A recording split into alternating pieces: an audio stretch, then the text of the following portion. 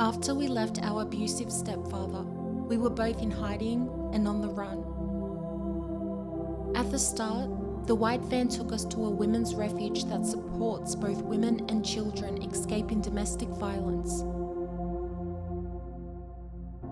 We moved across New South Wales in Australia, attended a number of schools and refuges, trying to find our foundation, to find a place that we could call home and build on the memories with somewhat of a normal childhood. A few years later, we moved into a country town called Griffith. It was here we were given a housing commission home and began attending a local school. A school where I had met a friend who welcomed me into both her heart and home with open arms.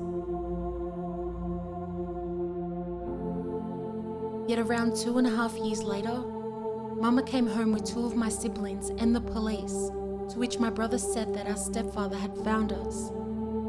He found Mama in the aisle of Woolworths, where she had froze, and he had threatened her life.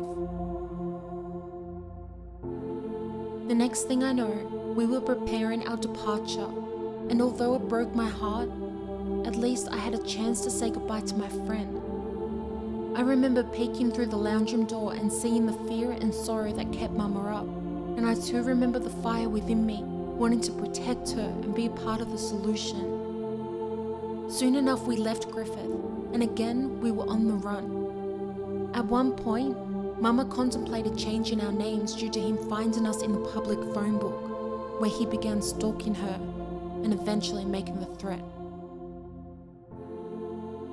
We travelled through New South Wales, residing in refuges and transition homes where we literally only had the essentials to survive.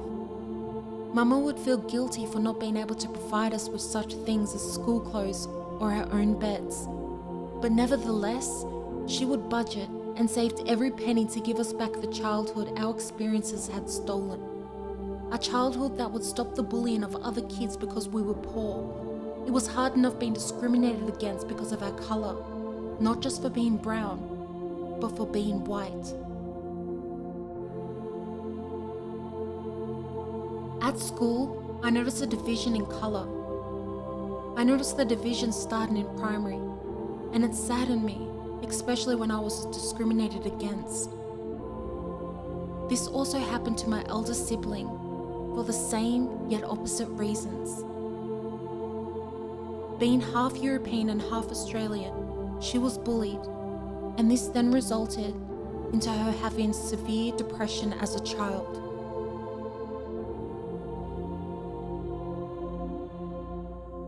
In the outside world, adults would ask Mama if my brothers and I were adopted.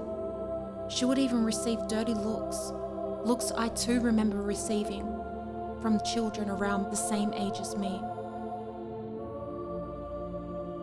I was 10 when I started to realize the division in our world in regards to race. It was then I came to the decision that no matter the colour, I would treat everyone with the same respect they had given me, as taught by my mama.